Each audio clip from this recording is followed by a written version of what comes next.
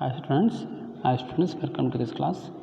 In this class, we study about the comparison of conventional and non-conventional energy resources, and also we study about Indian energy scenario and world energy scenario. Okay, now first we see. So, what are the sources of energy? The classification of energy sources are conventional energy sources and non-conventional sources of energy. So, conventional is the conventional way which is followed in a long years back, in a centuries back. That is, we are using coal, oil, fuel wood, thermal power plant, nuclear energy, etc. Nuclear energy is a recent and is of a is being under the conventional sources of energy. So the conventional sources of energy is also called as non-renewable form of energy, which cannot be renewed. That is, once if it is used, it cannot be created. So you cannot abundantly use this type of energies. Next one, non-conventional sources of energy. Non-conventional sources of energy are solar, wind, tidal energy, geothermal energy and biomass energy. Okay, now we see the difference between conventional and non-conventional energy sources. Okay, so the conventional sources of energy are those sources which have been in use from time immortal, that is a long time back. They are exhaustible except hydro energy. They are exhaustible except hydro energy means hydro is water. Water is there, but except hydro energy, all are exhaustible. It is fuel, oil, that is coal, petroleum, natural gas. These are all exhaustible. They cause pollution when used, as they emit smoke and ashes. That we know, if you burn coal, it produces sulfur dioxide, and if you ignite petroleum in your CA engines, this produces carbon dioxide, and also it can produce carbon monoxide also. Next, their generation and use involve huge expenditure. That is, we need to use huge highly quality materials, highly quality equipments to use this type of energies. And fifth one, very expensive to maintain, store, transmit, as they are carried over a long distance through transmission grids. Actually, they are very expensive to maintain and store and transport also.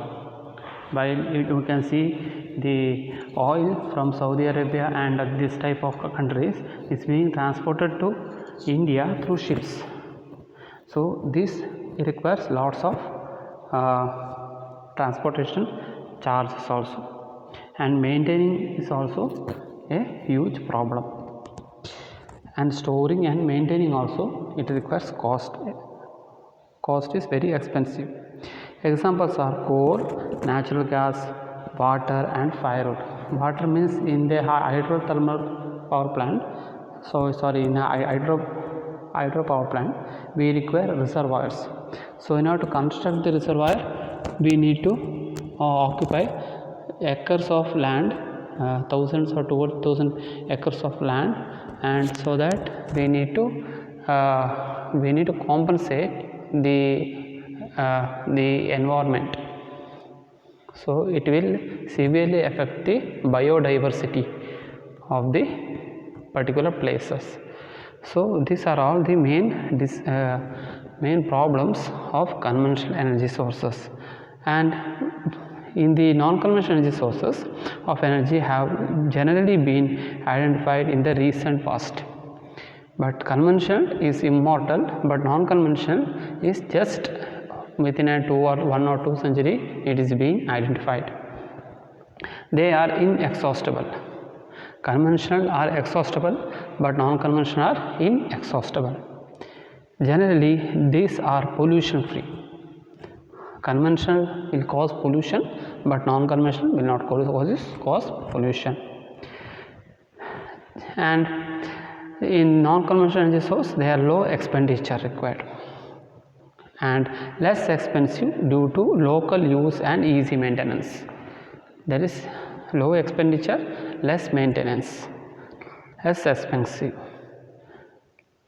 expensive to local use and easy maintenance.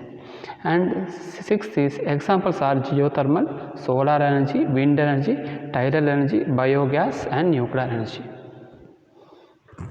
These are all we call as the examples of non-conventional energy resources. So in the non-conventional energy resources, they are very abundant. You can use it any time, and the solar energy you can use in a daytime, and you can store it in a battery, and you can reuse in daytime, use in night time. Okay, so these are all the difference between conventional and non-conventional energy resources. So now we see about the Indian energy scenario. The India is the fifth largest consumer of energy, accounting 3.4% of global energy consumption.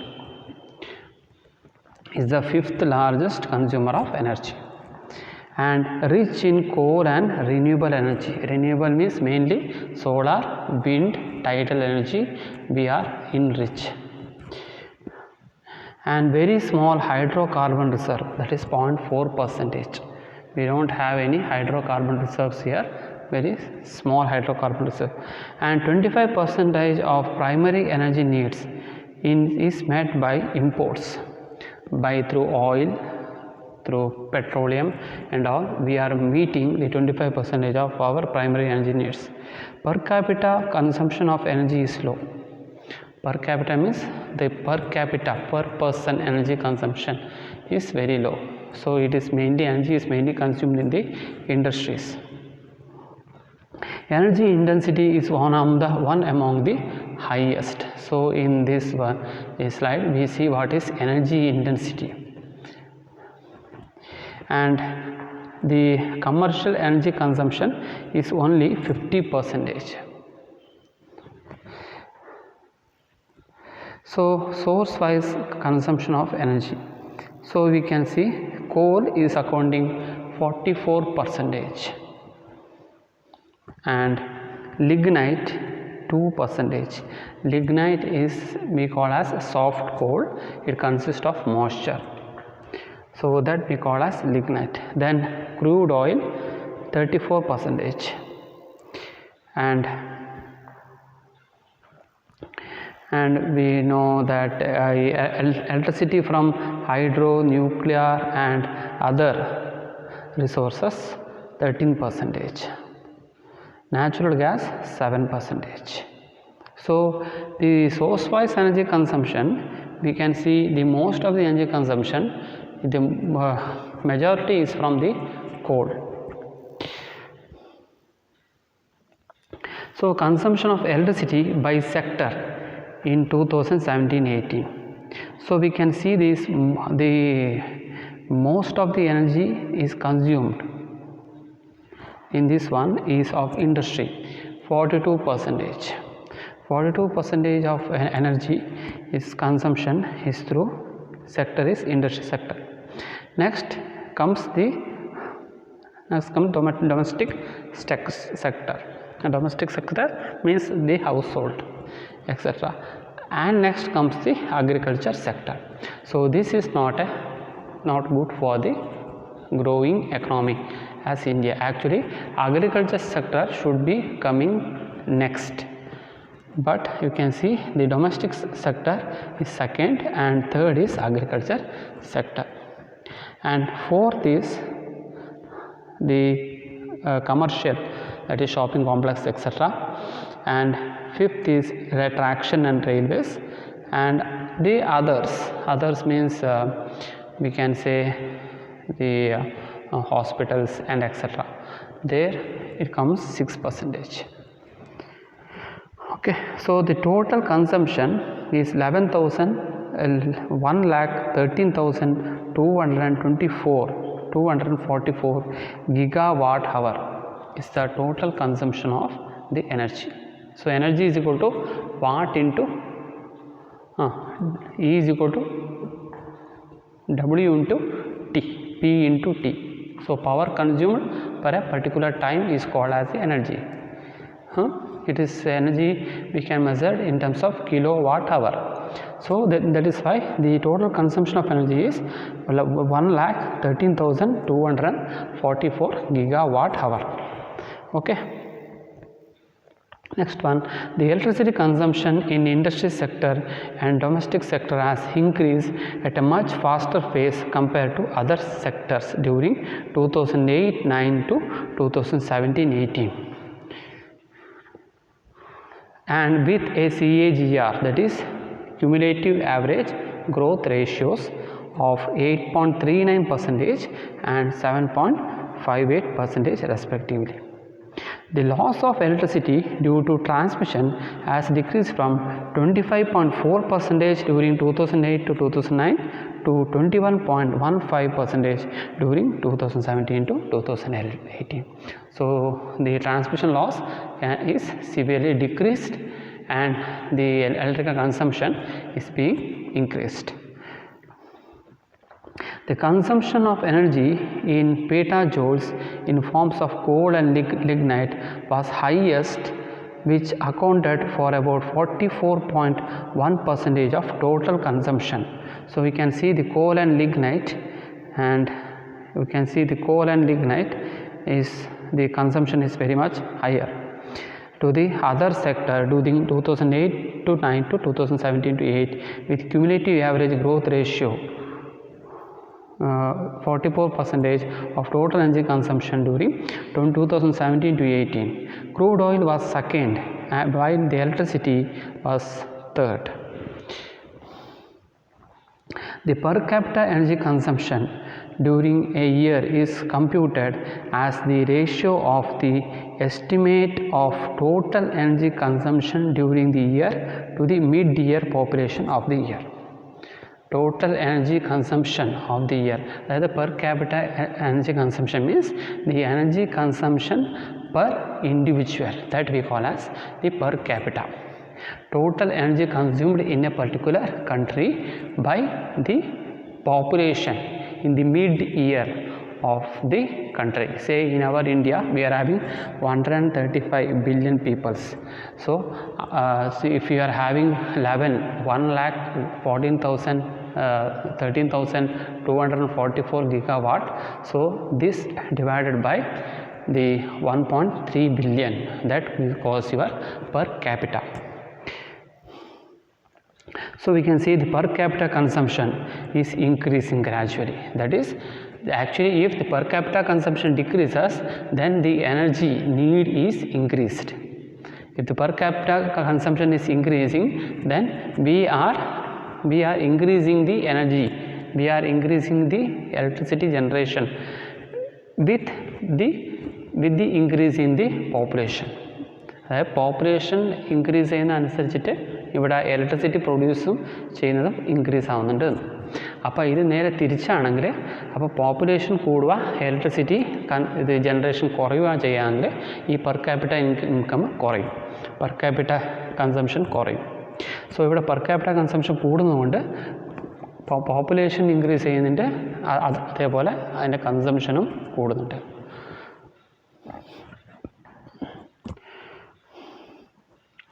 So we can see the per capita consumption is increasing day to day, year to year. And next one, energy intensity. Energy intensity is a measure of energy inefficiency of an economy. ഒരു energy ഇൻഎഫിഷ്യൻസിയാണ് ഒരു energy intensity കൊണ്ട് ഉദ്ദേശിക്കുന്നത്. If it is calculated as units of energy per unit of GDP, units of energy per unit of GDP, that is gross domestic production. The high energy intensify indicates high price or cost of converting energy into GDP. Price വെച്ചാൽ ഒരു electrical energy 1 kilo watt 1 watt hour energy produce ചെയ്യാൻ നമ്മുടെ നാട്ടിൽ ഇപ്പം അതായത് നിങ്ങളുടെ വീട്ടിൽ ഒരു KSEBക്ക് നിങ്ങൾക്ക് 1 യൂണിറ്റിന് 10 രൂപ കൊടുക്കേണ്ടി വരിക, ഇല്ലെങ്കിൽ 3 രൂപ നിങ്ങൾ 1 യൂണിറ്റിന് കൊടുക്കുക. ഏതാണ് ലാഭം? 3 രൂപ അല്ലേ? അപ്പോൾ 10 രൂപ അല്ലല്ലോ. അപ്പോൾ 10 രൂപ കൊടുത്താൽ നമുക്ക് എന്താവും? നിങ്ങൾ നോർമലി ഒരു 200 യൂണിറ്റ്സ് കൺസ്യൂം ചെയ്യുകയാണെങ്കിൽ നിങ്ങളുടെ വീട്ടിലെ ഇലക്ട്രിസിറ്റി ബില്ല് 2000 രൂപ വരെ വരും. ഇല്ല നിങ്ങൾ 200 റുപ്പീസ് എനർജി ഇപ്പോൾ 200 യൂണിറ്റ്സ് എനർജി കൺസ്യൂം ചെയ്യുക, 1 യൂണിറ്റിന് 3 രൂപ വരുമ്പോൾ 600 റുപ്പീസ് അവിടെ ഉണ്ടാകത്തുള്ളൂ. അതാണ് പറയുന്നത് ഇവിടെ. It is a energy intensity indicates higher price or cost of converting energy into GDP. അപ്പോൾ കൂടുതൽ കാശ് നമ്മൾ കൊടുക്കേണ്ടി വരിക. അതായത് അത് 1 യൂണിറ്റ് എനർജി ഉണ്ടാക്കാൻ കൂടുതൽ എന്താ പറയുക ചിലവുണ്ടാവുക. അത് ഇവിടെ ഇല്ല. അതുകൊണ്ടാണ് പറഞ്ഞത് ഹൈ എനർജി ഇൻറ്റൻസിറ്റി ആകുമ്പോൾ എന്ത് ചെയ്തു, അത് എനർജി ഇൻഎഫിഷ്യൻസി കൂടി. അപ്പം എന്താ വേണ്ടത്? നോർമലി നല്ലൊരു കൺട്രി ആണെങ്കിൽ എനർജി ഇൻറ്റൻസിറ്റി കുറയാന്ന് വേണ്ടത്. So if you decrease energy intensity then we can see the cost of the production of the energy will also decrease and it will boost the GDP. Okay, so you can see the trends in the energy intensity. പണ്ടൊക്കെ നമുക്ക് energy 1 യൂണിറ്റിന് എത്രമാത്രം cost ഉണ്ടായിരുന്നു, അത് compare ചെയ്യുമ്പം ഇപ്പോൾ നോക്കിയാൽ മതി 2017-18 കുറഞ്ഞുകൊണ്ട് വരികയാണ്. Energy index decrease over the last decades. This decline may be attributed to faster growth of GDP than energy demand. The service sector having a growing share of the economy use of energy efficiency programs. So ഇത് GDP കൂടുതലായിട്ടും faster ഫേസിൽ വളരുന്നതുകൊണ്ടാണ് ഇത് ഉണ്ടാകുന്നത്. Energy intensity അത് കുറഞ്ഞതായിട്ട് കാണുന്നത്. Okay.